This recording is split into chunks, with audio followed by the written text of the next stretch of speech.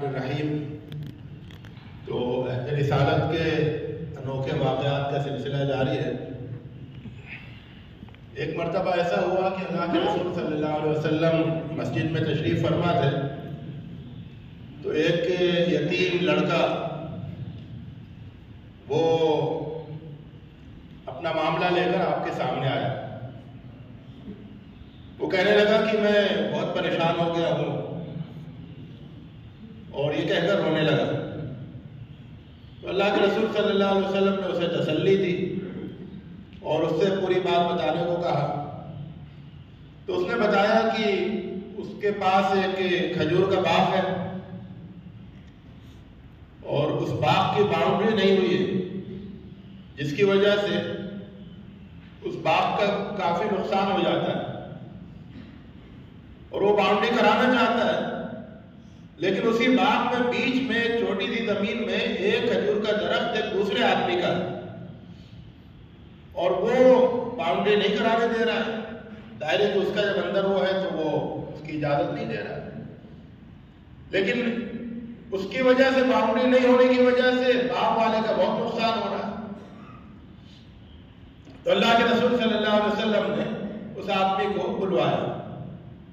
وہ آدمی آیا، دونوں سے بات سنی۔ تو اللہ کے رسول صلی اللہ علیہ وسلم کا طریقہ یہ تھا کہ وہ کوئی بھی مسئلہ ان کے سامنے آتا تھا تو وہ اسے حل کرنا چاہتے تھے، اس کا عملی حل پیش کرتے تھے کہ کسی طرح سے یہ مسئلہ حل ہو جائے، یہ تنازع ختم ہو جائے۔ تو آپ نے اس آدمی سے یہ کہا کہ تم اپنا کھجور کا درخت، اس کی قیمت مجھ سے لے لو۔ وہ جو زمین ہے اور درخت ہے، اسے ایک درخت کی اور اس کی زمین کی قیمت مجھ سے لے لو، اور اسے دستبردار ہو جاؤ، میں وہ قیمت تم کو دے دوں گا اور یہ درخت جو ہے وہ اس کا ہو جائے گا۔ لیکن اس آدمی کے دل میں کچھ ایسی ضد بیٹھ گئی تھی کہ وہ اس کے لیے تیار نہیں ہوا۔ تو اللہ کے رسول صلی اللہ علیہ وسلم نے کہا کہ اگر اس سے بھی بڑا آفر چاہتے ہو تو ایسا کرو کہ اس درخت کو ہبہ کر دو، اور اس کے بدلے اللہ تعالیٰ تمہیں جنت میں کھجور کا درخت عطا کرے گا۔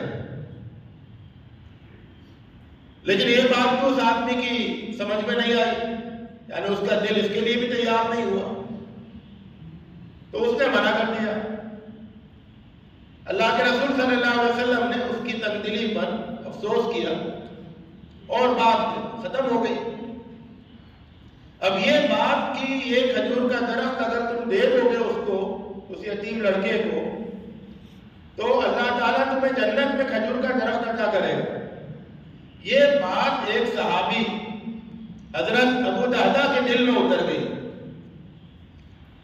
وہ پھر اس آدمی کے پاس گئے اور اس کو سمجھایا اور اس کو اس کے لیے تیار کیا کہ حضرت ابو دہدہ کا اپنا ایک باغ ہے، وہ باغ، پورا باغ وہ شخص لے لے اور اس کھجور کے درخت سے دستبردار ہو جائے۔ تو دنیاوی لحاظ سے آفر بڑی تھی، وہ آدمی تیار ہو گیا اور اس نے حضرت ابو دہدہ کا باغ لے لیا اور وہ کھجور کا درخت اس سے دستبردار ہو گیا۔ حضرت ابو دہدہ آئے اللہ کے رسول صلی اللہ علیہ وسلم کے پاس اور آپ کو خوشخبری سنائی، کیونکہ اللہ کے رسول صلی اللہ علیہ وسلم کے دل میں اثر تھا کہ کس طرح سے یہ مسئلہ حل ہو۔ اس یتیم لڑکے کی رلائی وہ بھی آپ کے لیے تکلیف کا باعث تھی، اور یہ کہ مسئلہ نہیں حل ہوا۔ تو حضرت ابو دہدہ نے آ کر اللہ کے رسول صلی اللہ علیہ وسلم کو خوشخبری سنائی کہ وہ مسئلہ حل ہو گیا ہے۔ تو آپ نے پوچھا کیسے؟ تو انہوں نے بتایا کہ میں نے اس کھجور کے درخت کے بدلے اپنا باغ دے دیا ہے اس آدمی کو، اور آپ نے جو خوشخبری سنائی کہ اس کھجور کو درخت کو ہبہ کرنے پر اللہ کے یہاں جنت میں کھجور کا درخت ملے گا، تو اب میں وہ کھجور کا درخت اس بچے کو ہبہ کر رہا ہوں، اور آپ میرے لیے دعا کیجیے اس خوشخبری کو میرے لیے۔ تو اللہ کے رسول صلی اللہ علیہ وسلم کو بے حد خوشی ہوئی، اور اللہ کے رسول صلی اللہ علیہ وسلم دیر تک یہ بات دہراتے رہے کہ جنت میں بہت سے کھجور کے درخت کھجور سے لدے پھلے جھوم رہے ہیں ابو دہدا کے لیے۔ جنت میں بہت سے کھجور کے درخت کھجوروں سے لدے ہوئے جھوم رہے ہیں اور وہ ابو دہدا کے لیے۔ تو ایک درخت نہیں، یعنی حضرت ابو دہدا نے ایک درخت کے بدلے ایک باغ دیا، تو اللہ کے رسول صلی اللہ علیہ وسلم نے خوشخبری سنائی کہ اس کے بدلے پھر ظاہر کی ابو دہدا نے سخاوت کا مظاہرہ کیا۔ تو اللہ تعالیٰ کے کرم کا اور اس کے جو سخاوت کا کیا کہنا، تو اللہ تعالیٰ نے پھر اس سے کہیں بڑا باغ جنت کا جو ہے وہ حضرت ابو دہدا کے حصے میں کیا۔ تو یہ خوشخبری اللہ کے رسول صلی اللہ علیہ وسلم دیر تک دہراتے رہے، سناتے رہے۔ کہتے ہیں کہ اس کے کچھ عرصے کے بعد ایک موقع پر حضرت ابو دہدا کی شہادت ہوئی۔